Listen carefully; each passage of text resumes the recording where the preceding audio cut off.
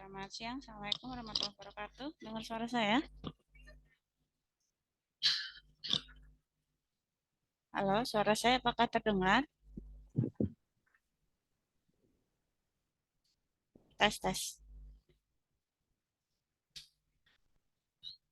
Halo, suara saya terdengar kah? Terdengar, Kedengar. terdengar, Oh, oke, oke, terdengar, oke. Bu. Oke, kita mulai ya. Nggih. Saya mohon maaf lagi di jalan. Kalau ada sinyal saya lost, berarti sinyal saya sedang nggak bagus ya. Ini masih 22 kurang 8 orang. Kita hari ini membahas terkait dengan ini ya, kualitatif ya. Untuk yang sebelumnya ada yang mau ditanyakan nggak?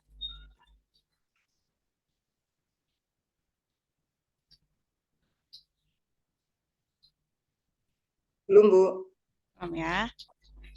Bu Nova yang kemarin materinya Iya, belum diupload napa nggih? iya, Di belum. Alsa. Iya, Oh iya, nggih belum, nggih. belum, belum, belum, Nggih. belum, belum sempat saya. Karena Oh harus nggih, Bu. Waduh. di-convert dulu, macam-macam dulu ya. Mohon maaf. Oh nggih. Tapi UTS-nya tanggal berapa ya?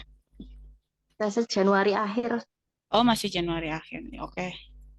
Ya, makasih, Bu. Oke, oke. Untuk kita membahas terkait dengan kualitatif. Di antara teman-teman ada nggak yang mau melakukan penelitian terkait dengan ini? Nggak ada ya kayaknya ya? Karena ada nggak? Satu aja ada nggak? Sama sekali nggak ada di antara 30? Nggak ada ya? Enggak, Kalau Bu. oke nggak ada.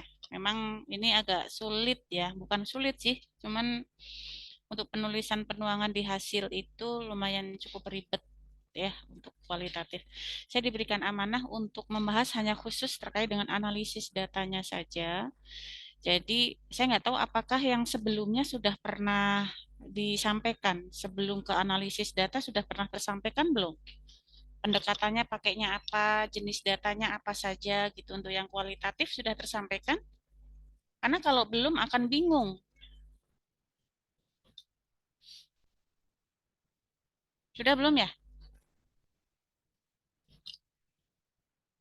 Masih ada yang ingat siapa yang sudah masuk, dosen siapa yang sudah masuk terkait dengan misalnya jenis pendekatan apa yang untuk kualitatif?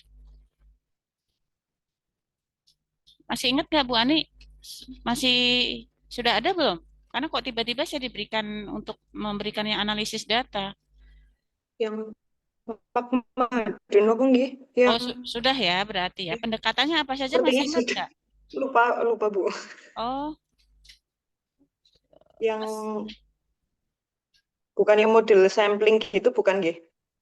kalau sampling itu apa? Yang kuantitatif itu. Ya Iya, kuantitatif. semuanya sama sih. Kuanti dan kuali kan sama, pasti akan melalui tahapan itu. Cuman cara cara pendekatannya kita berbeda. Harusnya sebelum masuk ke sini ke analisis data harusnya Bapak Ibu sudah paham dulu. Kualitatif itu yang kayak apa, pendekatannya pakainya apa saja. Tapi nggak apa-apa karena saya diberikan amanah itu ya saya akan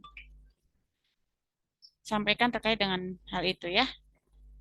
Oke, ada yang paham sebelumnya apa yang dimaksud dengan ini jenis penelitian yang kualitatif, teman-teman? Apa itu? Mungkin Bu Arum masih ingat nggak apa itu jenis penelitian yang kualitatif?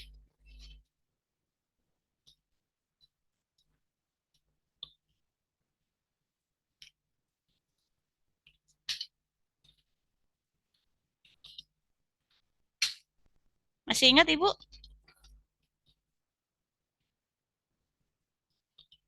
Lupa? Penelitian yang menghasilkan dan mengolah data yang sifatnya deskriptif, Iya. seperti wawancara. Pendekatannya apa saja Ibu? Masih ingat untuk kualitatif? Jadi Bapak Ibu itu harus tahu. dua jenis penelitian itu apa. Walaupun ini itu tidak Bapak Ibu gunakan kualitatif karena semua penelitian Bapak Ibu adalah kuantitatif, minimal dari segi eh, apa ya pemahaman terkait perbedaan masing-masing baik itu pendekatan, cara pengkodean, kemudian analisis data, bagaimana uji validitas reliabilitasnya, kedua jenis itu minimal Bapak Ibu harus pahami dulu gitu ya. Karena sangat-sangat jauh berbeda ya gitu. Oke, dari ini dulu. Saya minta tolong dibacakan Pak Adi Gunawan bisa membantu saya membacakan. Sekali lagi saya langsung masuk ke analisis data ya, karena yang ada di RPP kan saya diminta untuk langsung memberikan ini. Minta tolong siapa yang bisa membantu membacakan? Pak Bogi deh, bacakan minta tolong Pak Bogi. Baca aja, udah ada di situ kok. Oke, izin membacakan ya, Bu. Iya, Analisa data yang dimulai dengan menelaah seluruh data yang tersedia dari berbagai sumber. Kemudian mereduksi data menyusun dalam satuan-satuan. Ini sesuai dengan tujuan penelitian serta penafsiran data yang dijelaskan dalam bentuk deskripsi hasil dan pembahasan penelitian. ya. Tadi yang sudah disampaikan sama Bu Ani, kita membacanya bukan analisa ya, tapi analisis. Kata baku dari analisa itu analisis data. Diagnosa itu diagnosis ya, itu kita merujuk kepada. Jadi kalau Bapak Ibu diagnosa keperawatan gitu nggak adanya diagnosis keperawatan. Diagnosis medis bukan diagnosa medis ya. Jadi dibiasakan kita mengatakan sesuatu itu sesuai dengan istilah kata bakunya. Jadi saya tidak akan mereview lagi, saya sudah menganggap Bapak Ibu semuanya paham bagaimana pendekatan dari penelitian kualitatif. Ada fenomenologi, ada etnografi, ada graded teori. Minimal 3 itu Bapak Ibu paham cara pendekatan kualitatif. Akan berbeda kalau kuantitatif. Kalau kuantitatif pendekatannya kan ada cross-seksional, ada apalagi retrospektif atau kohort, kemudian ada lagi prospektif retrospektif ya atau prospektif atau kohort. Namun berbeda pendekatan kalau kualitatif, ada fenomenologi, ada pendekatan etnografi, ada pendekatan grounded teori. Nah, saya tidak akan mengulang itu lagi. Saya anggap kemarin sudah ada pemateri yang memberikan itu. Jadi saya langsung ke analisis data. Nanti kita akan melihat perbedaan apa analisis data antara kuantitatif dengan kualitatif. Tapi kita akan pahami dulu bagaimana analisis data untuk kualitatif. Suara saya terdengar jelas karena saya di jalan nih di kereta. Jadi agak berderu dengan berlomba-lomba dengan suara kereta. Dengar ya, jelas ya? Oke, saya mungkin agak keras suaranya ya karena di sini suara deru rel. Tadi terima kasih Pak Yogi ya sudah membacakan analisis data dimulai dengan menelaah seluruh data yang tersedia dari berbagai sumber. Kemudian mereduksi. Nanti kita akan akan berbicara apa sih yang mereduksi itu, apa yang kita reduksi dan apa yang dimaksud dengan mereduksi itu. Jadi intinya kalau kualitatif itu kita akan mendapatkan banyak sekali data. Karena kan kualitatif itu salah satunya menggunakan in-depth interview atau wawancara secara mendalam. Nggak ada itu yang namanya kualitatif pakai kuesioner itu nggak ada. Ya, pada saat kita mewawancarai seseorang, ya terkait dengan kita ingin tahu terkait dengan informasi tertentu, dengan teknik wawancara, pasti partisipan tersebut itu akan mengatakan A sampai Z. Nah, makanya banyak sekali data nanti yang akan kita dapatkan dari sumber tersebut, dari informan tersebut. Sehingga kita harus melakukan reduksi. reduksi itu kan dikurangi ya. Nanti ada eliminasi atau reduksi yang harus kita lakukan. Makanya biasanya analisis jenis penelitian kualitatif ini bukan ditujukan kepada untuk mahasiswa skripsi biasanya, bukan. Ya, tapi ini biasanya minimal level pasca ya. Kalaupun S1 pakai kualitatif bukan murni kualitatif biasanya. Jadi deskriptif kualitatif biasanya pakainya ya. Jadi lebih sederhana. Itu ya. Jadi akan dituangkan ke dalam bentuk deskripsi atau naratif. Nah, nanti saya berikan contoh yang penelitian kualitatif tuh kayak gimana.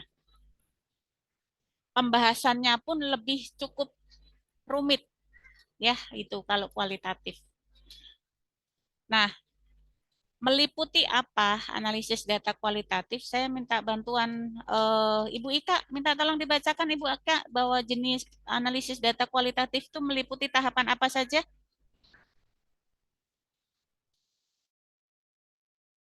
Analisis data kualitatif ada redukasi data, pemilihan, penggolongan, dan meringkas, kemudian penyajian data, naratif, grafik, diagram, kemudian penarikan kesimpulan. Ya, terima kasih Bu Ika. Bapak Ibu, intinya di dalam analisis data kualitatif, kita melakukan beberapa tahapan ini. Misalnya, saya akan bertanya terkait dengan bagaimana tingkat kepuasan perawat terhadap tingkat kepuasan pasien terhadap kinerja perawat. Saya anggap Bu Desi Rizky ini adalah pasien. Saya akan bertanya kepada pasien sebagai partisipan atau informan. Informan itu adalah pemberi informasi. Makanya kalau kualitatif itu tidak dikatakan sebagai responden.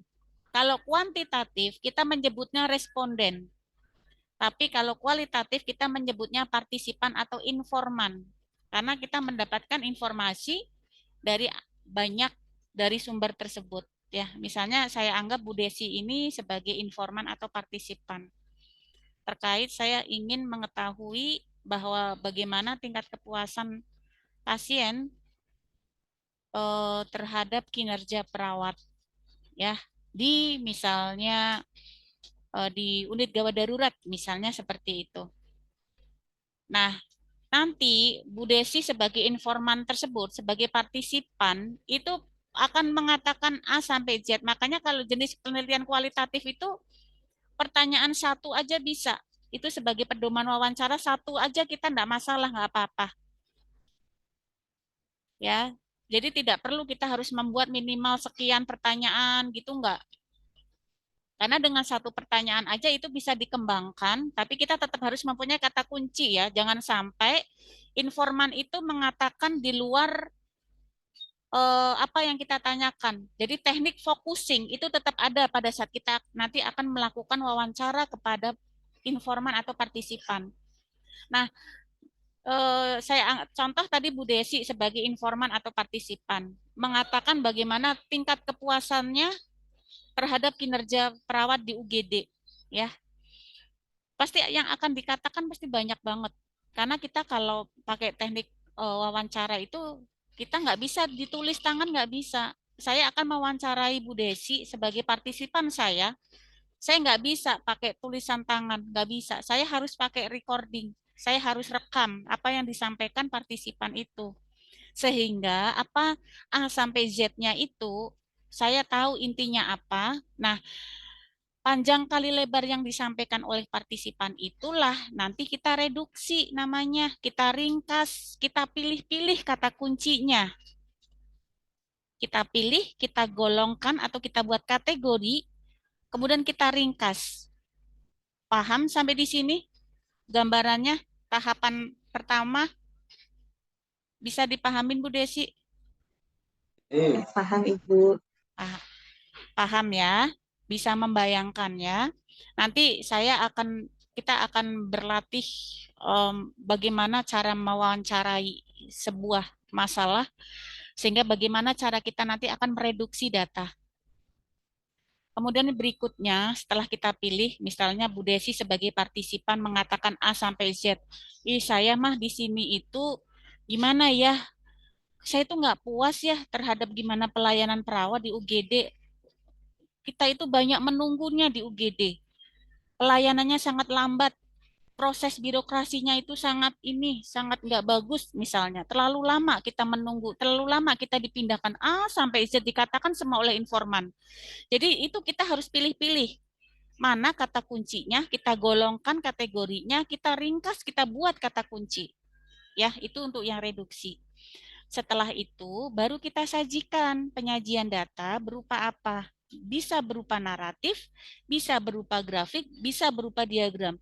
Jadi, yang namanya penyajian data kualitatif itu tidak hanya naratif saja, tapi bisa kita pakai grafik dan diagram, ya. Nah, baru yang terakhir adalah kita tarik kesimpulan, ya, gitu. Oke, next. Nah, data saya minta tolong dibacakan. Ibu Isna yang off cam bisa tolong membacakan nggak? Bisa, Bu. Ya,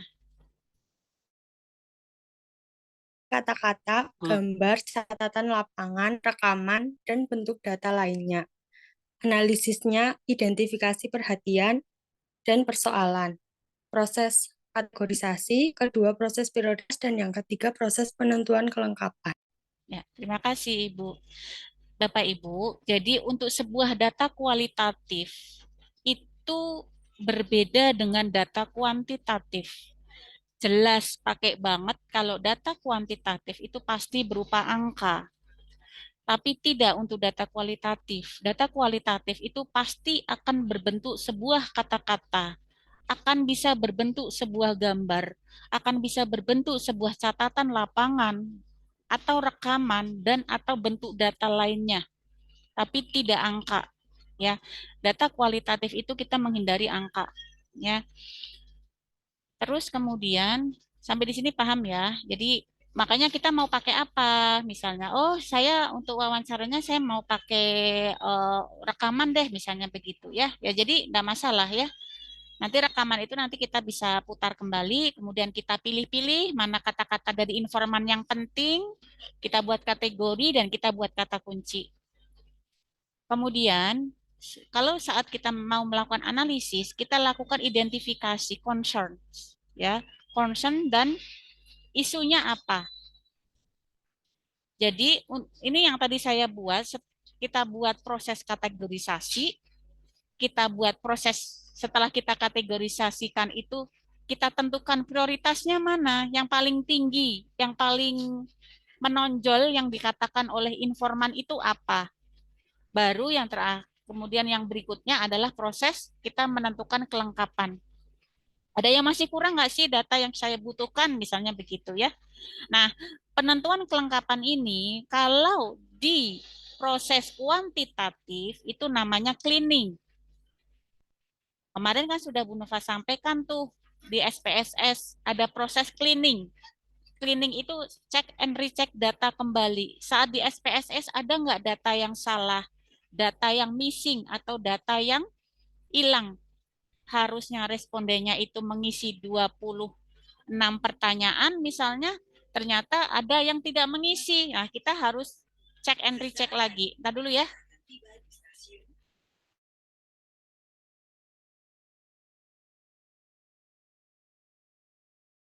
Minta tolong dibacakan lagi Bu Rian Septiantoro.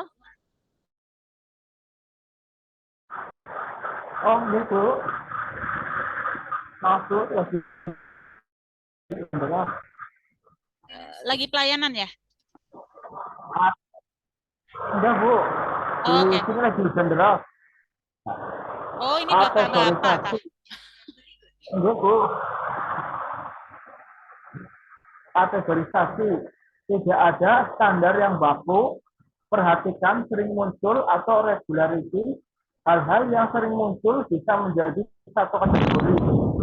Cek kembali satu kategori apabila memiliki kesamaan, perbedaan kategori apabila memiliki perbedaan, kategori jangan terlalu luas atau sempit. Oke, terima kasih Pak. Sebentar Pak. Ini masih ada suara kereta.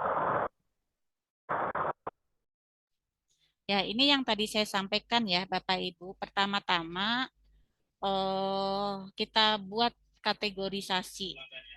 Aduh, ntar dulu ya.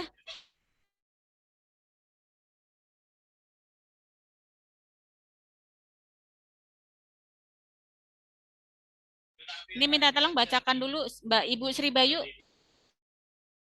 Iya, Bu. Siap. Kategori orang yang sukses dalam membangun UMKM. 1. Orang-orang yang tekun atau ulet dalam bekerja. 2. Orang-orang yang pandai memanfaatkan peluang usaha. 3. Orang-orang yang memiliki keahlian tertentu yang dapat diandalkan. 4. Orang-orang yang mengutamakan kepuasan konsumen. Baik, terima kasih. Nah, Bapak Ibu, sekarang kita bicara tentang bagaimana cara mengkategoriskan data ya. Misalnya, nah, setelah kita lakukan wawancara, jawaban informan itu kan panjang kali lebar. Panjang banget. Misalnya contoh yang saya berikan di sini adalah data hasil wawancara terhadap informan-informan. Saya akan meneliti misalnya terkait gimana sih pendapat orang yang sukses dalam membangun UKM misalnya. Ya, saya akan mendapatkan dari beberapa informan atau salah satu informan. Nah, kita buat kategorisasi dulu. Memang di dalam suatu pembentukan kategorisasi itu tidak ada standar yang baku, harus seperti apa enggak ada. Ya. Nah, dalam kita membuat kategorisasi Bapak Ibu, misalnya ada 10 informan. Perhatikan sering kata-kata informan 1, 2, 3, dan 10 itu, mana yang paling sering dikatakan masing-masing informan itu kita perhatikan. Nah, misalnya tadi saya ingin mendapatkan data bagaimana tingkat kepuasan pasien terhadap kinerja perawat di UGD. Kita lihat deh fenomenanya gitu. Misalnya saya pendekatannya fenomenologi misalnya ya. Saya mau pakai penelitian kualitatif, saya pendekatannya fenomenologi. Saya melihat suatu fenomena, saya melihat suatu kejadian di lapangan bahwa kok pelayanan di UGD itu ini ya pasiennya terlalu menumpuk dan menunggu lama di UGD, nggak dipindah-pindah di situ. Apakah itu sesuai dengan SOP-nya? Misalnya harus 6 jam misalnya di UGD misalnya, atau minimal misalnya 3 jam misalnya, atau berapa jam misalnya. Terus kemudian birokrasinya untuk mendapatkan sebuah ruangan terlalu sulit misalnya, dan lain sebagainya. Itu kan suatu fenomena.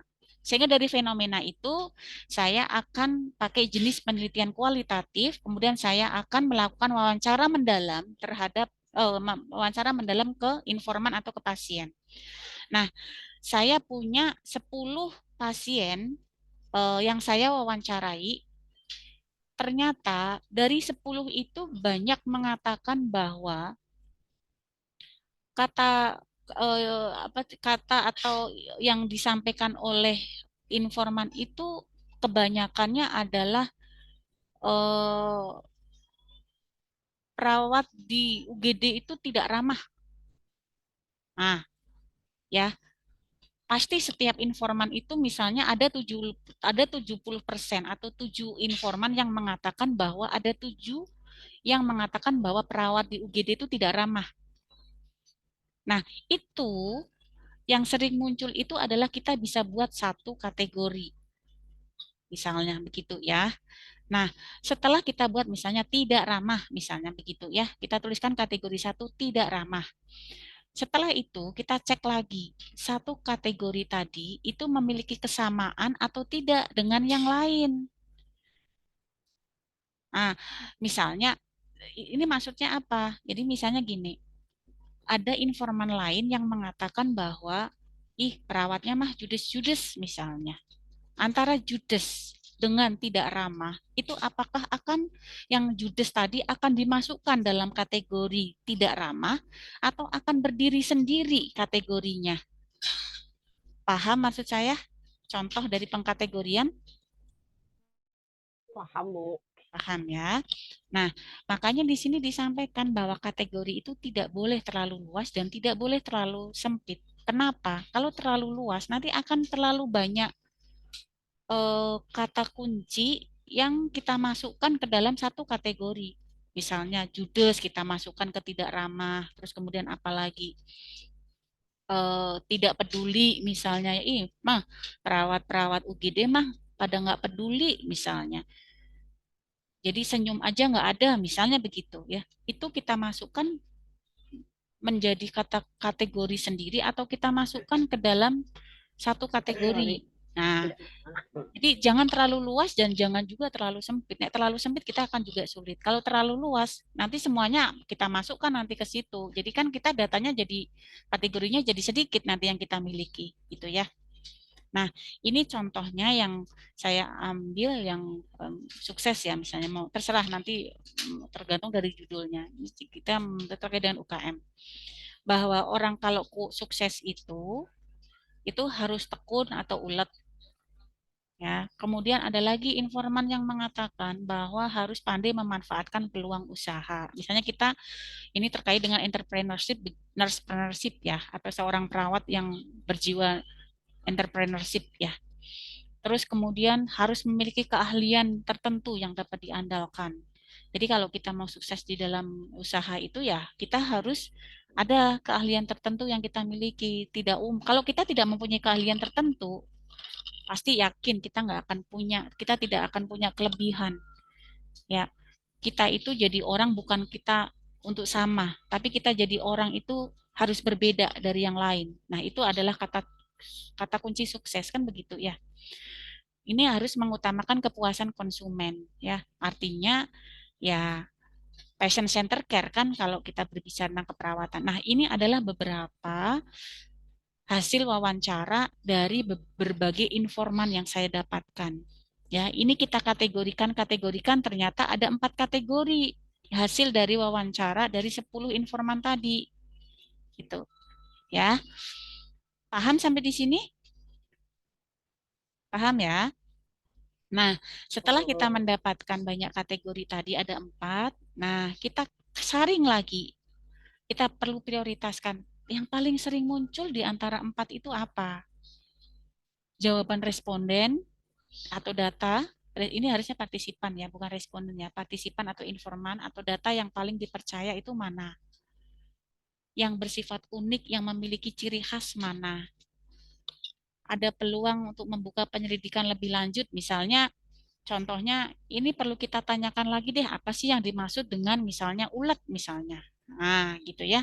Jadi kita perlu ada penyelidikan atau pertanyaan lebih lanjut ya. Yang kira-kira berharga atau memang itu hal pokok yang memang itu merupakan kunci sukses dari adanya UKM. Jadi ini contohnya seperti ini ya. Jadi setelah kita kategorikan, kita akan susun prioritas mana di antara yang paling yang dari para partisipan itu ya ada 10 mana yang paling sering muncul, data yang paling unik mana, yang bisa dipercaya mana. Yang dipercaya itu maksudnya adalah yang ini, yang apa ya, kita dasarkan tetap pada referensi ya, data referensi, tidak ngawur gitu. Artinya jawaban partisipan itu tidak ngawur asal gitu. Kan kalau insya Allah kalau 4 ini kan dikatakan sukses pasti ini bisa dipercaya, pasti ini sesuai dengan referensi kan begini ya. Kalau orang mau sukses itu harus tekun, harus pandai memanfaatkan peluang, harus memiliki keahlian tertentu, harus mengutamakan konsumen dan lain sebagainya. Itu kan bisa dipercaya. Kemudian unik, kemudian berharga ya informasi itu ya. Nah, baru kalau sudah itu tahapan berikutnya adalah kita susun kelengkapan jawaban dari informan. Ya, kategori telah menjawab semua perhatian dan persoalan atau belum. Jadi kita pastikan dulu ya.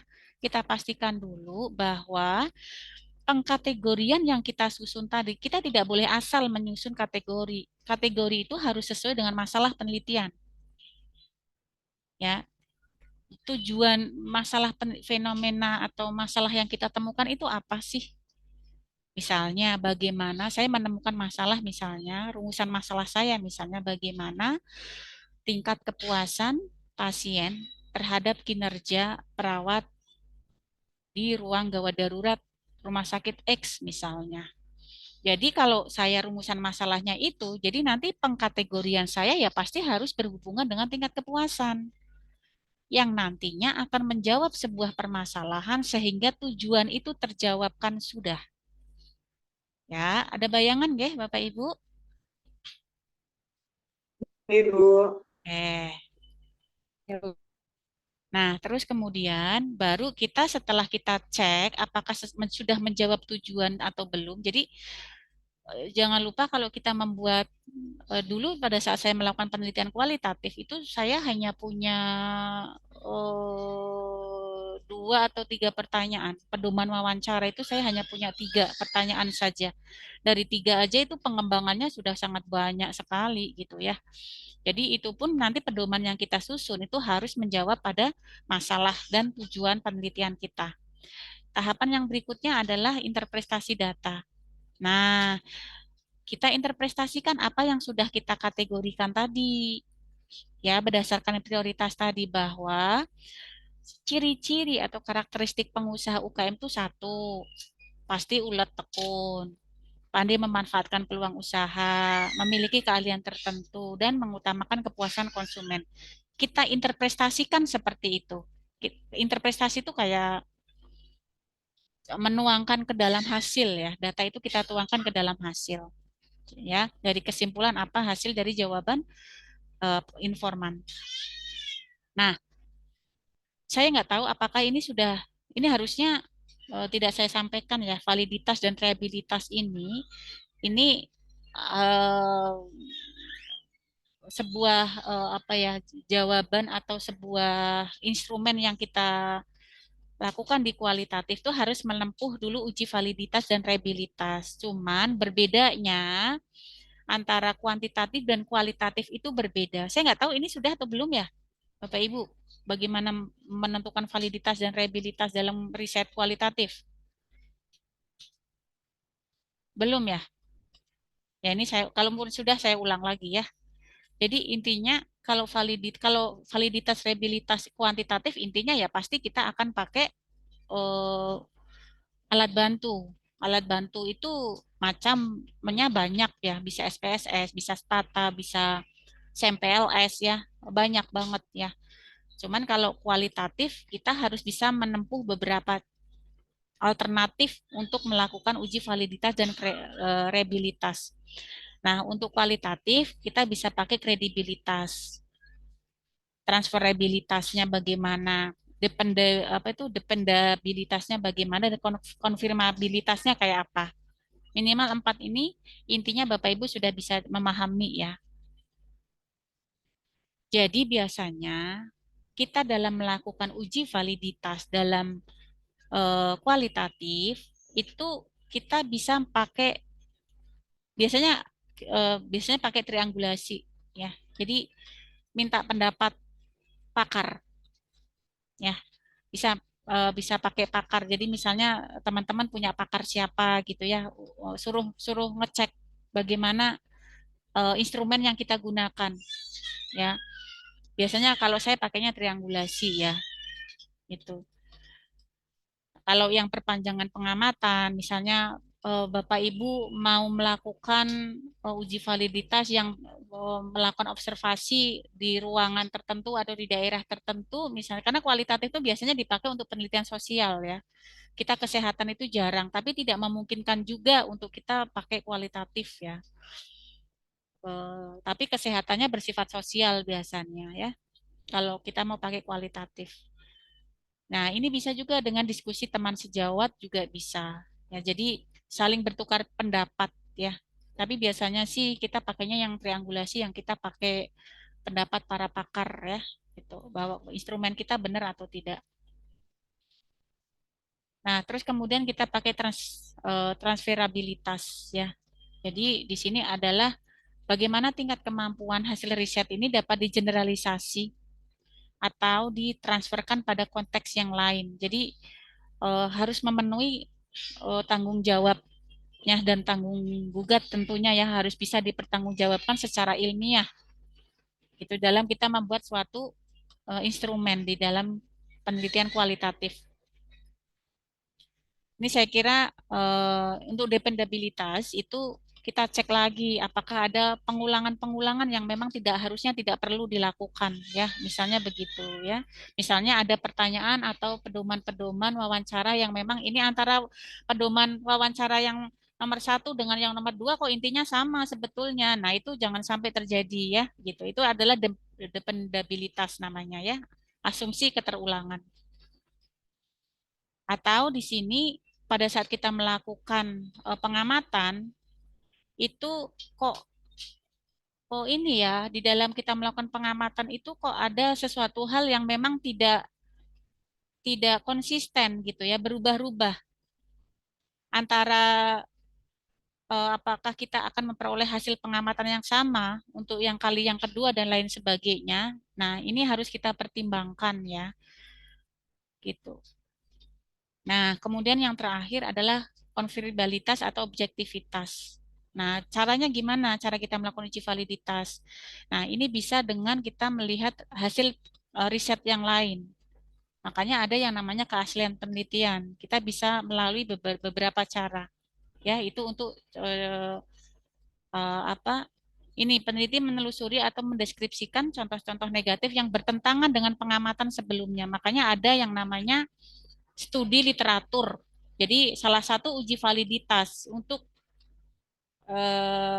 penelitian kualitatif itu adalah dengan kita menelusuri jurnal-jurnal sebelumnya, apakah hasilnya kita ini bertentangan nggak dengan sebelumnya. Kalau bertentangan gimana? Ya enggak masalah, nggak apa-apa ya. Nanti kita tuangkan ke dalam suatu bentuk hasil dan pembahasan. Ya, gitu. Nah, kemudian berikutnya di sini yang biasa digunakan dalam sebuah riset kualitatif, ini triangulasi tadi ya, kita bisa pakai penguatan bukti dari individu-individu yang berbeda. Kita bisa pakai pakar ya, biasanya yang tadi saya sampaikan. Atau ini member checking ya, kita menanyakan pada seseorang atau yang lebih dari partisipan dalam riset. Jadi contohnya saya sampel saya misalnya 10 misalnya.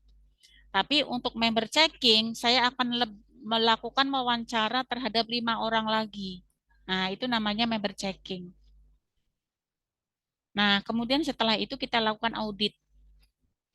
Audit itu adalah proses melakukan review oleh auditor eksternal. Jadi hasilnya kita, apa yang sudah kita tuangkan, ya, apakah pedoman wawancara itu, hasil kita itu, kita lakukan ke pakar eksternal atau auditor eksternal, gimana hasilnya. Intinya sih itu ya, gitu. Nah, ini adalah contoh-contoh analisis data kualitatif. Saya kira saya tidak akan menyampaikan sedetail ini ya, karena nanti apa itu model Boglan-Biklen, apa itu model Miles, apa itu model Strauss-Carbin, ya ini kalau kita mau pakai Grandi teori dan lain sebagainya, nggak perlu ya. Yang penting teman-teman tahu bagaimana cara membuat kategorisasi, cara membuat kata kunci, kemudian dalam interpretasi data, ya intinya itu aja sih sebenarnya.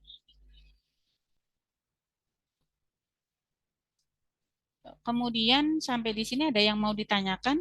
Nah, ini untuk kualitatif dan kuantitatif perbedaannya sudah jelas sekali. Kalau kualitatif itu logic in practice, ya dilakukan bersamaan dengan pengumpulan data karena kita bersifat deskriptif narasi. Sedangkan kuantitatif itu pasti kita lakukan itu setelah data terkumpul, ya. Misalnya saya akan mendapatkan data terkait dengan apa misalnya tingkat kejadian atau insiden asma misalnya ya. Jadi kita akan bisa melakukan ini setelah data terkumpul. Kemudian untuk induktifnya itu kita berdasarkan pada teori, tapi kalau kuantitatif itu kita akan menguji hipotesis. Makanya untuk kualitatif itu tidak ada hipotesis ya, gitu ya. Kemudian kalau kuantitatif jelas untuk ininya, secara analisisnya itu kita pakai statistik, tapi kalau kualitatif itu ada berbagai cara untuk menganalisis ya. LISRE itu ya, itu juga cara untuk melakukan analisis data secara kualitatif. Kemudian untuk cara penuangannya tidak dalam bentuk kata-kata, tidak dalam bentuk angka, tapi berbentuk kata-kata atau non numerik, tapi kuantitatif itu wajib berupa angka atau numerik. Oke, itu yang mungkin ini saya adopt dari kesalahan umum yang sering terjadi pada kualitatif. Ini menurut Prof. Safri. Maaf ya, saya terpental. Sampai di sini, any question nggak? Nah, ini tidak terdapat konsistensi dan sajian eksplisit antara pertanyaan. Ini yang sering terjadi sama kita ya, karena kualitatif itu bersifat naratif, kadang antara pertanyaan, kerangka penelitian, model penelitian, fokusnya, dan analisis datanya kadang tidak nyambung. Ya, kemudian tidak konsisten antara bab sebelumnya dengan bab sesudahnya. Ya, kemudian analisis datanya tidak mendalam. Jadi kesulitan kita dalam kualitatif itu dalam penyajian data itu kita tidak mendalam. Jadi yang kita kupas hanya superficialnya saja. Padahal harusnya kalau kualitatif itu kita tahu sejeruning karena kita kan pakainya data in-depth interview ya, wawancara secara mendalam. Tapi kadang kita kesulitan dalam melakukan analisis secara mendalam. Ya, gitu. Nah, ini hanya kesimpulannya saja bersifat naratif reporting ya. Kemudian kita lakukan reduksi, interpretasi, kategorisasi tadi ya, seperti ini. Kemudian lakukan coding ya. Itu aja sih. Sampai di sini ada yang mau ditanyakan? Saya coba berikan contoh untuk ini ya. Saya ini tapi kayaknya dari prodi lain deh. Kita dulu. Contoh penuangan hasil di kualitatif.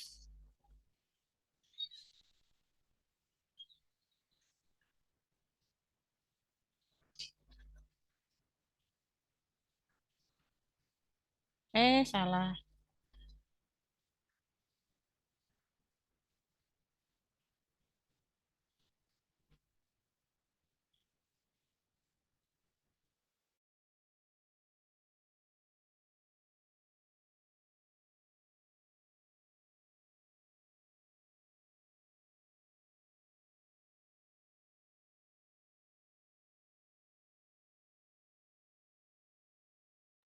Ini terlihat? Contohnya terlihat nggak? Lihat ya. Ini studi kualitatif. Jadi cara penuangannya begini nih.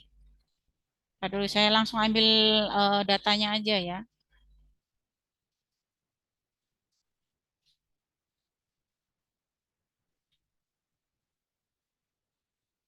Sebetulnya untuk kualitatif itu mudah di metodologi ya. Kualitatif itu mudah di metodologi. Nggak ribet untuk metodologi, tapi definisi operasional pun tidak terlalu ribet. Kalau kuantitatif, kalau definisi operasional dari kualitatif itu hanya kayak begini aja. Karakteristiknya apa, definisinya apa. Tapi kalau kuantitatif kan harus ada alat ukurnya apa, skalanya apa, cara ukurnya kayak gimana gitu ya. Dulu saya ambil yang analisis datanya aja. Ini metodenya dia biasanya pakainya FGD ya. Ini caranya metodenya itu biasanya kita pakai wawancara mendalam.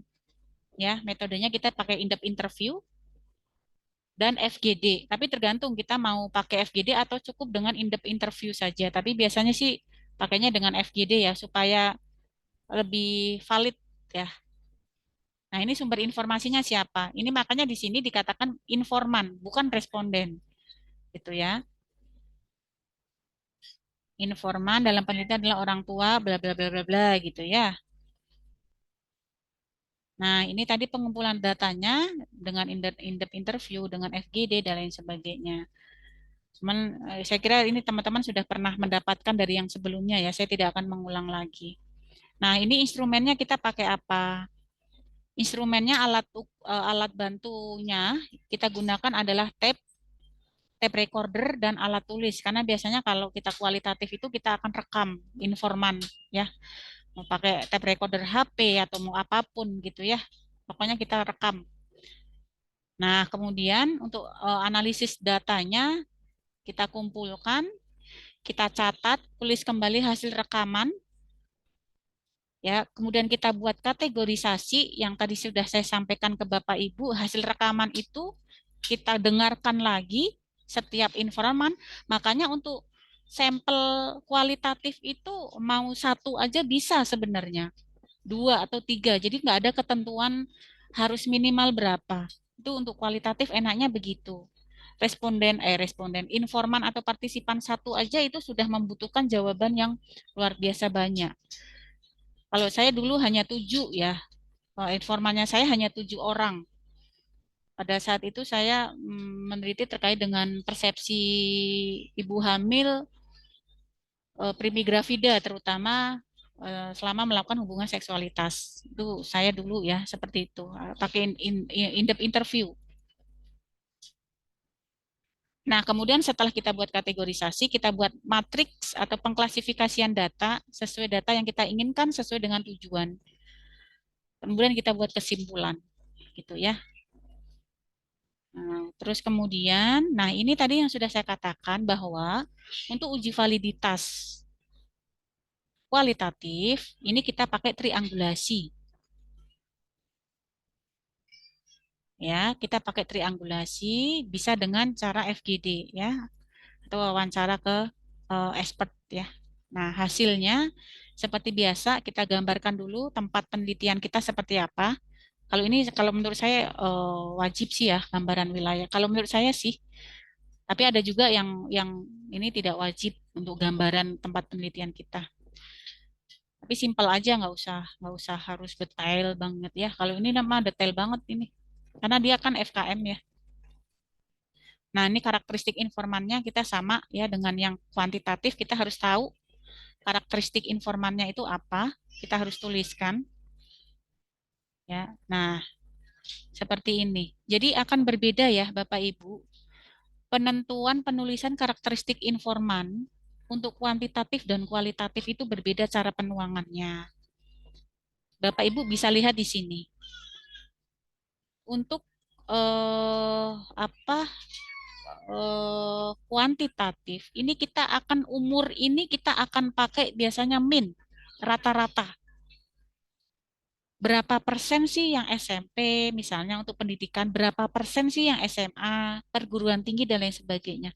Tapi untuk kualitatif kita sekali lagi tidak pakai data numerik sehingga nggak ada itu angka persentase itu nggak ada. Jadi kita tuliskan apa adanya. Si informan A umur berapa, pekerjaannya apa, pendidikan terakhir apa, jumlah anak berapa dan lain sebagainya kita tuliskan apa adanya. Tidak boleh kita persentase. Ya. Karena persentase kan pakainya data numerik. Kecuali kalau kita mau mix method ya, antara kuantitatif dan kualitatif, itu boleh. Ya. Oke, ini juga sama. Ini juga sama, ada informan A, B, C, D, E yang tidak memberikan ASI eksklusif. Berapa? Siapa saja informannya? Nah, ini kita harus identifikasi. Ya. Ada gambaran ya Bapak Ibu ya? Nanti kalau Bapak Ibu penuangan di hasil penelitian karena Bapak Ibu semuanya ini kuantitatif, ya pastilah nanti pakainya persentase. Umur itu kan nggak bisa di ini kan. Umur itu biasanya pakainya min, rata-rata itu dari 30 responden, misalnya berapa rata-rata usianya kan gitu ya. Kalau ini mah enggak. Nah, ini penuangan hasilnya kayak gini nih Bapak Ibu. Ini contoh ya. Yang kami hormati, sesaat lagi kita dulu ya. akan tiba di stasiun Yogyakarta.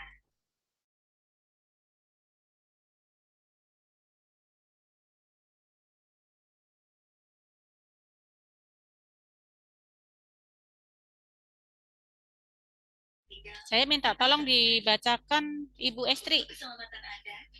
Yang hasilnya aja nih, yang cetak miring.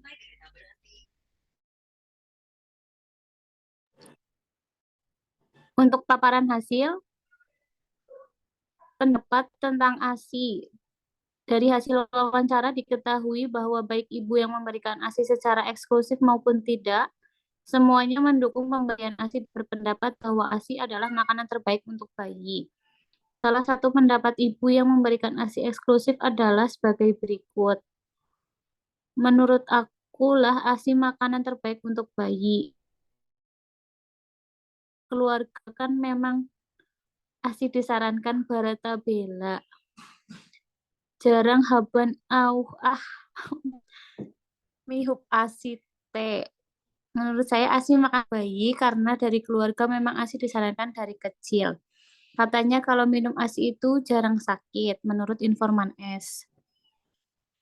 ASI teh lah selain bahalap akan anak tabela tuntang ieu teu kan dibanding susu formula kandungan gizi lebih bahalap. Dia merepot kia kelau susu formula, dia tahu basi kia. ASI itu selain bagus untuk bayi, juga bila dibandingkan susu formula kandungan gizinya lebih bagus, tidak merepotkan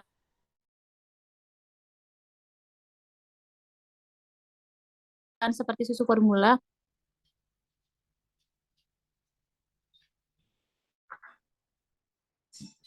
Oke. Kedengeran Sudah nih, suara? Bu. Oke, sambung. Baik. Terima kasih. Jadi, seperti ini ya, Bapak Ibu, untuk pemaparan contoh penelitian kualitatif di hasil itu seperti ini. Jadi, misalnya kita membuat kata kunci pertanyaan pertama saya, misalnya gimana? Saya ingin tahu, saya sebagai peneliti nih, saya ingin tahu gimana sih pendapat informan itu terkait dengan ASI, misalnya. Nah, saya akan tanya, tadi ada berapa informan tadi ya berdasarkan karakteristik tadi, misalnya ada 13 misalnya. Nah, ada informan S, ada informan E. Saya akan buat satu kategori, satu terkait dengan tujuan saya kan ingin tahu nih yang pertama, pertanyaan saya yang pertama itu pendapat informan terkait dengan bagaimana ASI. Nah, ini ada informan S, ada informan E.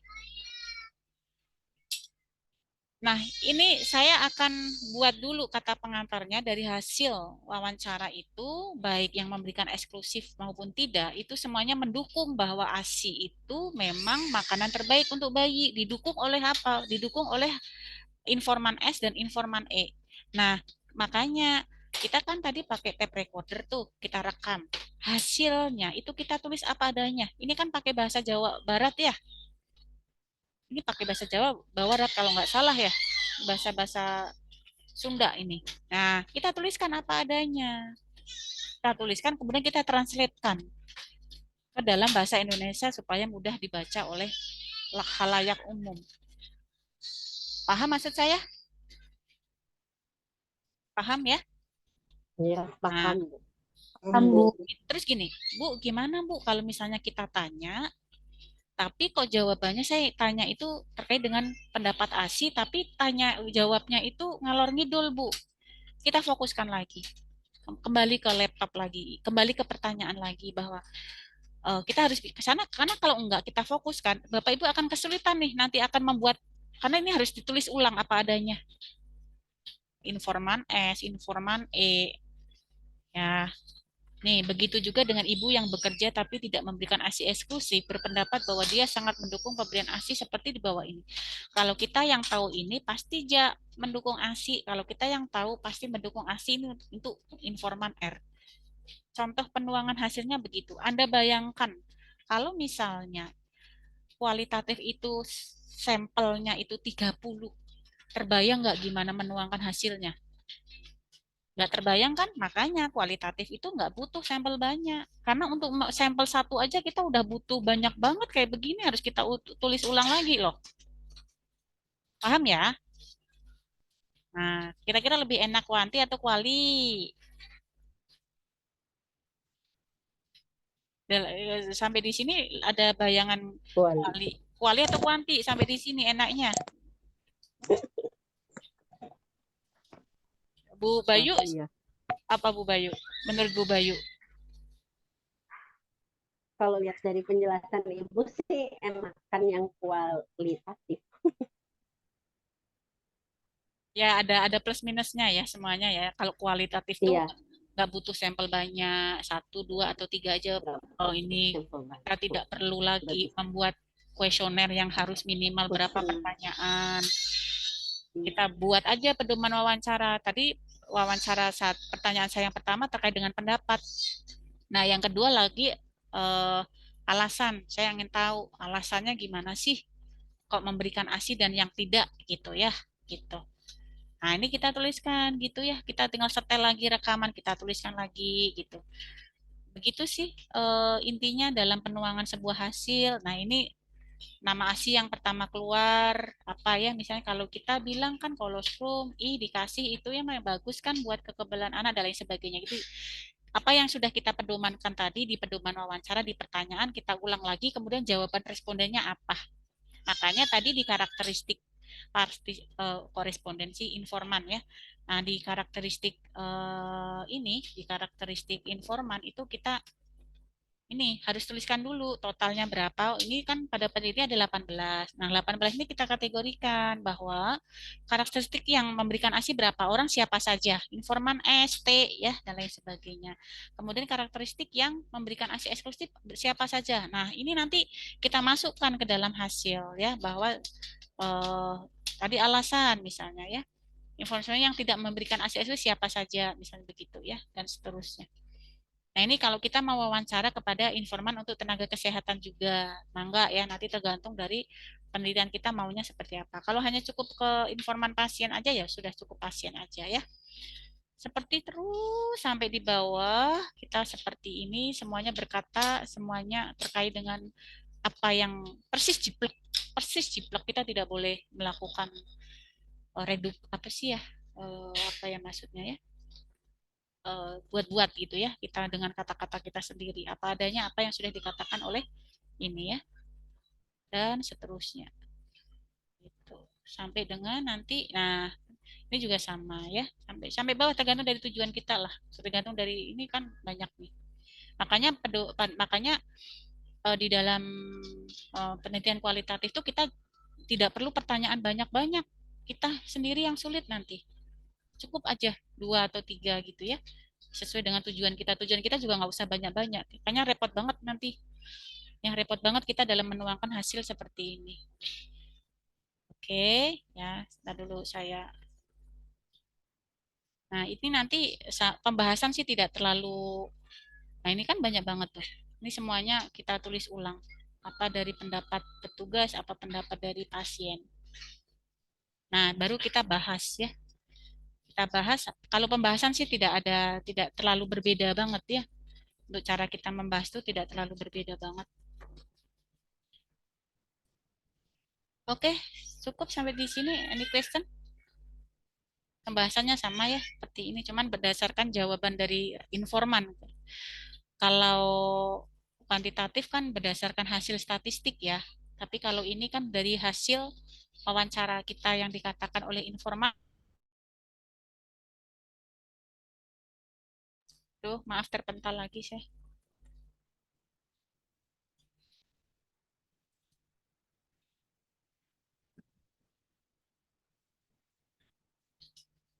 Kemudian untuk kesimpulan tidak jauh berbeda dengan yang kuantitatif, cuman intinya tidak pakai data, ya, pakai naratif.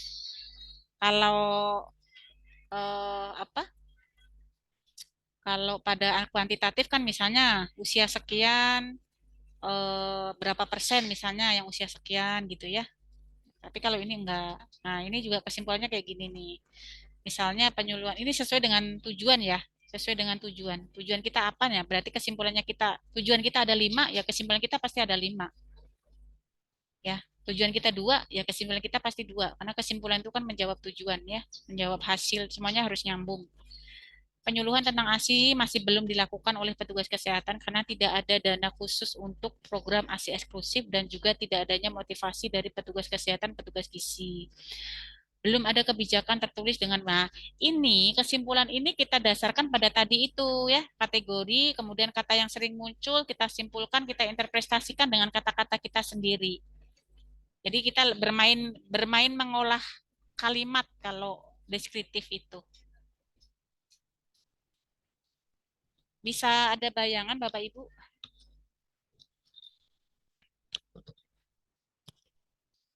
Bisa ya? Pak Bogi ada bayangan?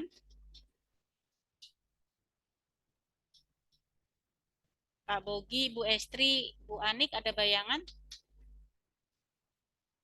Suara saya hilang kah? Salah, Bu.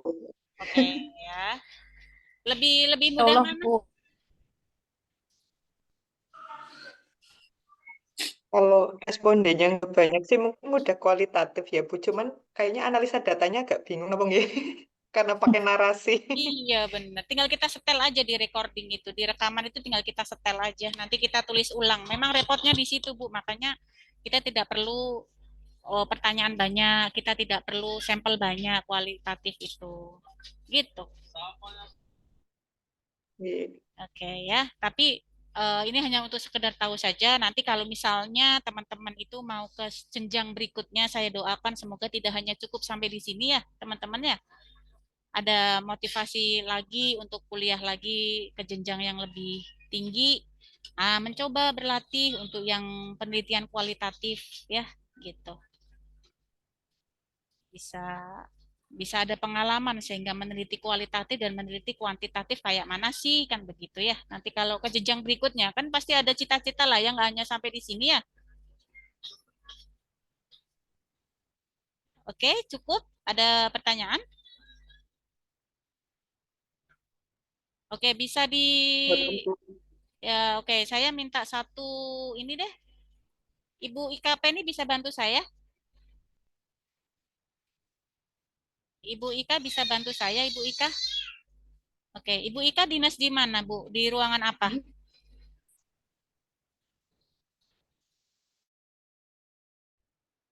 Gimana, Bu?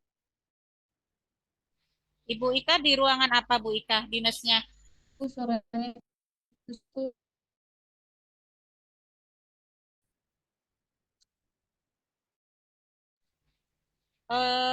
Ya, halo Ibu. Kayaknya sinyal saya nggak bagus ya. Suara Bu Ibu Nova suaranya putus-putus. Oh iya, saya off cam dulu ya, karena sinyal saya nggak stabil.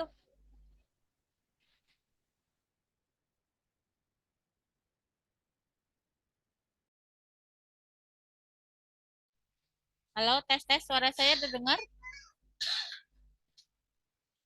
Terdengar, Bu. Oh, oke. Dengar, Bu. Oke, Bu Penny, Ibu dinas di ruang mana, Ibu? Saya di Poliklinik, Bu. Oh, di Poliklinik Poli. Saraf. Oke. Nggih. Ibu meneliti terkait dengan apa kemarin, Bu? Saya gambaran kualitas hidup Kuali- pasien anak dengan tuberkulosis. Oh, gambaran kualitas tidur anak dengan tuberkulosis. Oke. Ibu kan Kualitas hidup, Bu. oh, kualitas hidup. Oh ya. Ibu kan Kualitas kemarin hidup, pakai nggih. kuantitatif ya? Nggih. Nggih, Ibu Bu. sekarang eh, berikan dua contoh pertanyaan nih. Ibu kan nanti pasti akan membuat suatu kuesioner, ya Nggih. kan? Untuk menilai bahwa dia Nggih. kualitas hidupnya bagaimana. Entah itu ada kuesioner yang sudah baku atau nanti Ibu akan menyusun sendiri kan begitu. Saya minta tolong Bu, buatkan saya Nggih. dua pertanyaan yang akan ditanyakan oleh partisipan kalau Ibu pakai jenis penelitian kualitatif, Bu. Anggap informannya itu misalnya Bu siapa? Bu Dwi Riani. Bu Dwi Riani ada nggak? Bu Dwi Riani ada di tempat? Iya, Oh, oke, oke. Bu Riani, nanti mohon dibantu ya pertanyaan dari Bu Ika. Bu Ika mau mau tanya apa aja, mangga, tapi dua pertanyaan saja. Ya, dua pertanyaan yang terkait dengan kualitas hidup Oh, pasien anak yang mengalami TBC. Kemudian nanti Ibu Dwi iya. Riani, kita anggap sampelnya, beliau adalah informannya yang akan menjawab dua pertanyaan dari Ibu Ika. Siap nggak Ibu Dwi? Iya, Bu. Oke, Siap, baik. insyaallah. Nanti setelah itu Ibu Ika buat dua pertanyaan itu, nanti silakan Ibu Riani menjawab sesuai dengan mau menjawab panjang kali lebar boleh, mau menjawab apa mangga ya, mau disetting seperti apa silakan mangga. Kemudian nanti tugasnya Ibu Ika nanti buat eh kita misalnya informannya dua ya, Ibu Ika sama Ibu siapa? Arianti, Ibu Arianti ada? Ada, Bu.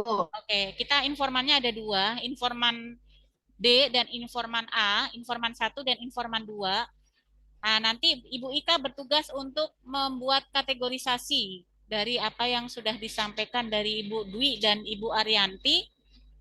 Kemudian setelah kategorisasi kita buat prioritasnya, ya mana yang data yang sering muncul, yang sering dikatakan oleh dua informan itu, baru nanti kita interpretasikan data dan kita buat kesimpulan. Silakan Ibu Ika. Oke, Bu. Terima kasih, Bu, atas kesempatannya. Langsung saja, Bu. Pertanyaannya untuk misal untuk Ibu Dwi Riani.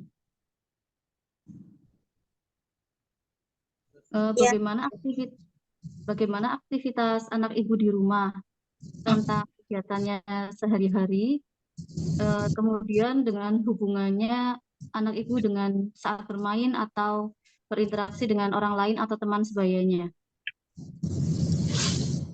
Ibu, ini jadi satu pertanyaan, ada dua pertanyaan, Bu? Oh, dua sekalian boleh, Bu? Satu dulu, jangan langsung dua. Oh, Satu dulu, satu. Iya. Nah, nanti kalau sudah selesai menjawab baru yang kedua, supaya nggak bingung nanti informannya ya. Ibu juga nggak bingung nanti gitu. mengkategorikan data ini jawaban yang nomor berapa ya, gitu kan? Ya, oke, silakan Ibu. Ya, bagaimana aktivitas anak Ibu Dwi Riani selaku penderita TB dalam menjalani aktivitas sehari-harinya? Baik, Bu Ika, untuk aktivitas anak saya karena memang kondisi yang tidak bisa terlalu capek dan tidak boleh terlalu aktivitas yang jadi untuk aktivitasnya kita batasi. Untuk bermainnya memang tidak bermain yang terlalu berat seperti berlari. Terus untuk kesehatannya ini karena kadang cepat lelah, jadi untuk kalau misal dengan aktivitas yang terlalu berat itu akan menimbulkan napas yang sesek, jadi untuk aktivitasnya kita batasi, Bu. Oh gitu. Untuk pertanyaan yang kedua ya, Bu, ini bagaimana hubungan interaksi anak Ibu dengan teman-teman sebayanya? Biasanya kan kalau pasien TB kan kalau mungkin kalau anak Ibu menderita TB itu kan biasanya ada yang dijauhi, ada yang tidak mau berteman, gitu, Bu. Ini untuk anak Ibu gimana ya, Bu? Ya, untuk berteman dengan teman sebayanya memang karena mungkin kondisinya jauh lebih lebih kurus, terus dengan teman sebayanya juga mungkin karena mereka lebih aktif, jadi begitu kurang. Jadi untuk dengan teman sebayanya bermainnya kurang, Bu. Mungkin kalau misal teman yang lain berlarian di halaman ataupun di lapangan, anak saya cuma menonton di pinggiran gitu. Dan ya ini kalau misalnya dari ibu-ibu yang sudah mengetahui bahwa memang itu sih penyakitan kayak gitu kan. Nah, terus jaga jarak gitu. Oh, okay. Ya, terima kasih Bu Wiriani atas informasinya. Iya, sama-sama. Oke, terima kasih banyak Ibu Ika. Teman-teman semuanya yang lain sudah membantu karena ini kan tidak direcord ya, tidak direkam. Artinya Bu Ika sudah membuat kategori atau kata kunci yang inti dari apa yang disampaikan Ibu Informan D. Sudah belum? Belum, Bu. Is. Jadi tadi mewawancarai itu Ibu nggak mencatat intinya? Mencatat, Bu. Oh, intinya mencatat. dicatat. Oke, sudah benar-benar. Kita semuanya mencatat bareng-bareng, nanti kita koreksi ya. Oke, baik Ibu, lanjut silakan. Mohon dibantu teman-teman yang lain juga membuat kategori dan beserta kata kuncinya apa yang disampaikan oleh informan A dan B ya. Oke, silakan Ibu. Nggih, terima kasih Bu. Ya, Bu Arianti. Halo. Nggih, Bu. Ya, Bu Arianti. Saya mau nanya ini berhubungan dengan anak Ibu yang menderita TB. Bagaimana Nggih. aktivitas fisiknya sehari-hari di rumah, Bu? Oh, kalau anak saya terkena TB nggih, Bu. Sehari-harinya ya pada umumnya sih Mbak, tapi ya saya itu apa namanya batasi karena apa? Karena kadang saya lihatnya kalau yang lain pada apa? Pada lari-lari, pada gimana main bola kayak gitu. Anak saya cenderung kayak lebih capek kayak gitu. Ya seperti itu. Oh, nggih. Ya, terima kasih Bu Arianti. Untuk yang pertanyaan saya yang kedua, Bu, Nggih, bagaimana interaksi anak Ibu dengan teman-teman sebayanya di rumah? interaksi Nggih. berarti bergaulnya gitu Mbak nggih. Nggih, bergaulnya Nggih, di rumah di bagaimana? rumah. Nggih. Apakah Kan namanya anak-anak nih anu tetap bergaul sama teman-teman yang lain kayak gitu. Tapi kan saya karena sudah dikasih tahu sama dari Nggih. bahwasanya ini kemungkinan menular, jadi ya paling saya Mm, kasih apa namanya masker kayak gitu sih. Ya anaknya untungnya mau, jadinya ya sudah kayak gitu sehari-harinya ya pakai masker kayak gitu, Oh, nggih. Mbak. Anaknya disiplin pakai masker nggih, Bu. Nggih, nggih pakai masker kayak Oh, gitu. nggih. Nggih. Terima kasih Bu Arianti Nggih, informasinya. sama-sama. Oke, kita berikan aplaus dulu dong untuk Ibu Ika, Bu Dwi, dan Ibu Arianti sudah membantu kita semuanya. Terima kasih. Nah, sekarang kita apa nih data yang kita dapatkan dari informan satu dari pedoman wawancara atau pertanyaan nomor satu. Silahkan, ada yang mau pendapat atau Bu Ika boleh atau teman yang lain yang tadi menyimak dari apa jawaban dari informan satu. Kategorisasi dari informan satu apa tadi pertanyaan nomor satu? Cepat capek, Cepat capek, apalagi membatasi aktivitas, membatasi aktivitas, oke, apalagi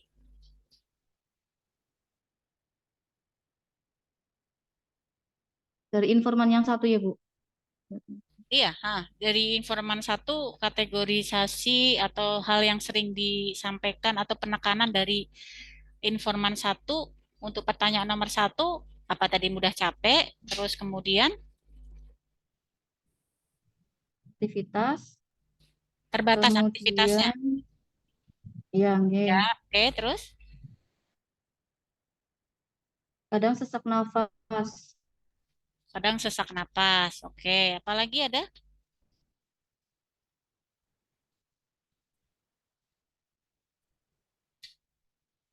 Ada lagi? jika Hmm? sudah Bu. Oke, tiga ya, tiga pengkategorian ya.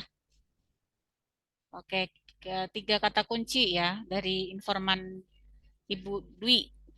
Teman-teman yang lain ada mendapatkan kategori lain nggak atau kata kunci lain dari informan satu yang belum disampaikan oleh Ibu Ika? Sinyal saya jelek nih, aduh, masalah. Halo, tes tes. Dengarkah suara saya? Hmm, hmm, hmm.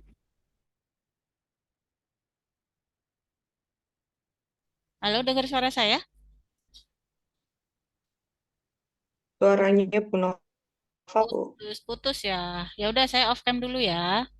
Saya off cam dulu supaya untuk paling nggak sinyalnya bisa lebih stabil lah. Biasa kalau kereta kan pasti melewati sawah ya. Ya, ada ada kata kunci lagi nggak selain yang disebutkan Bu Ika?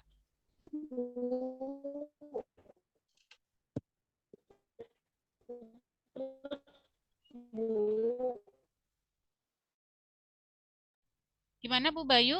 Putus-putus Bu.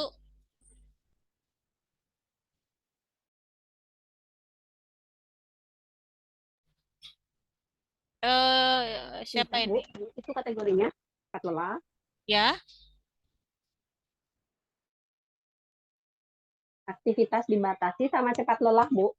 Oke, sama dengan Bu Ika ya. Oke, baik. Sekarang untuk informan kedua, Ibu Ika, kategori apa yang Ibu dapatkan untuk informan kedua pertanyaan nomor 1?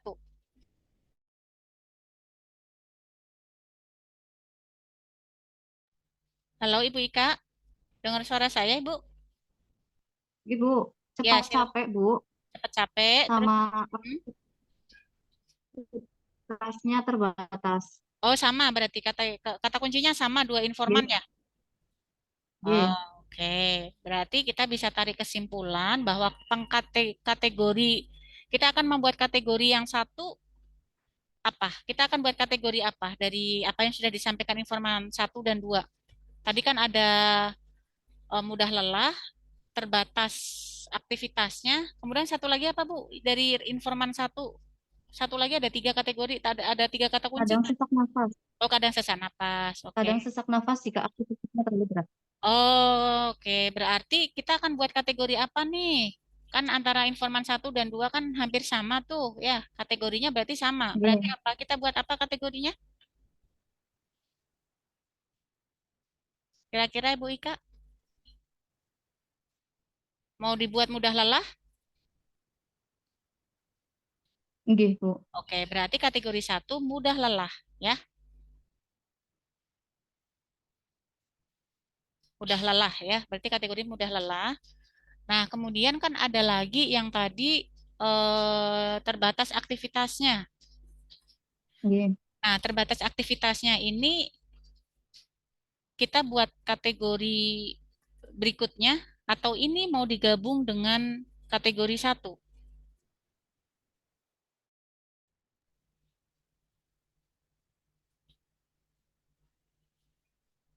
Menurut Ibu Ika, mudah lelah tadi, apa itu tadi? Keterbatasan aktivitas itu mau dikategorikan sendiri atau mau digabung dengan mudah lelah yang keterbatasan aktivitas?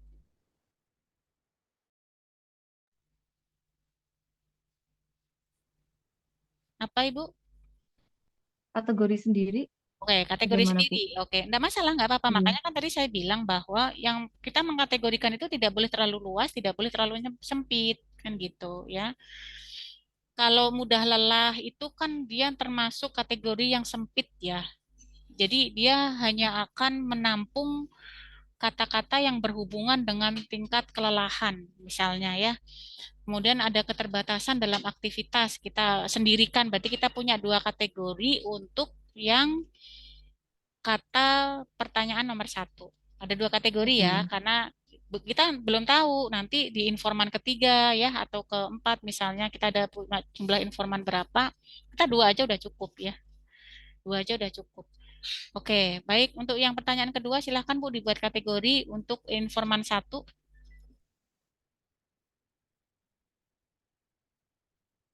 Pertanyaan yang kedua untuk informan yang pertama, interaksinya kurang dengan teman yang lain. Oke, terus apa lagi? Ada lagi? Ini sama berarti kayak sama jaga jarak ya, Bu? Jaga Tidak jarak. jadi satu. Tadi apa Bu? Kategori pertama apa Bu? Maaf.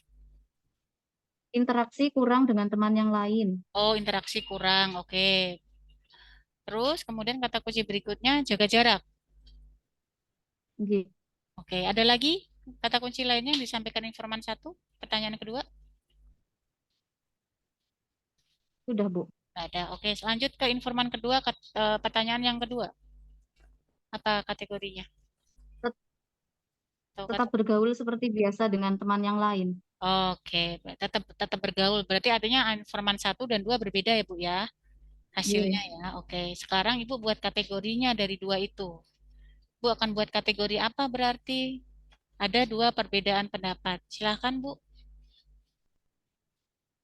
Pengkategorinya berarti apa? Keterbatasan. Keterbatasan interaksi. Ya, misalnya akan dibuat keterbatasan interaksi misalnya ya. Jadi kategori keterbatasan interaksi itu informan A mengatakan tidak terbatas ya Bu ya. Tidak terbatas. Iya, benar ya. Iya terbatas nggak sih tadi informan 1 atau terbatas? Oh, terbatas Yang ya? satu terbang. Oh, yang Iya. satu terbatas. Kemudian yang kedua, kemudian tadi terbatas dan menjaga jarak ya. Berarti itu masukkan ke Iya. dalam informan yang menjawab bahwa dia terbatas aktivitasnya. Nah, informan Iya. kedua berarti masuk ke dalam kategori keterbatasan aktivitas tapi masuk ke dalam kategori tidak dibatasi. Ya, kan gitu ya? Kata kuncinya berarti ya. Nah, jadi ada subkategori, ada kategori lagi, ada kategori, ada subkategori, gitu kan? Tadi seperti contoh yang Iya. saya berikan kan ada yang memberikan eksklusif, ada yang tidak memberikan ASI eksklusif. Kan gitu. Pemberian Iya. eksklusif itu kategori. Subkategorinya ada yang tidak, ada yang memberikan. Sama dengan ini. Gitu ya, paham ya? Iya, Bu. Ya, oke.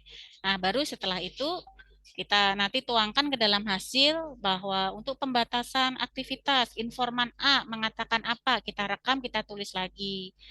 Untuk pembatasan aktivitas informan B mengatakan apa, kita tulis. Nah, kemudian kita tuangkan begitu.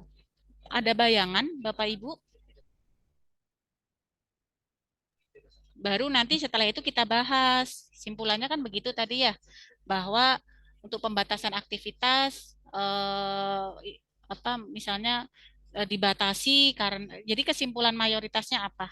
Dari semua informan itu mengatakan apa itu adalah kesimpulannya. Kemudian kita bahas kenapa ada yang membatasi, kenapa ada yang tidak. Nah, gitu. Ada bayangan? Ada nggih? Ada bayangan? Ibu. Ibu Intan ada Ibu. bayangan, Bu Intan? Untuk kualitatif? Oh, Bu Intan lagi nggak di tempat berarti. Oke, cukup ya. Karena kan Bapak Ibu mau ada kuliah lagi ya. Oke, ada yang mau ditanyakan sebelum saya close?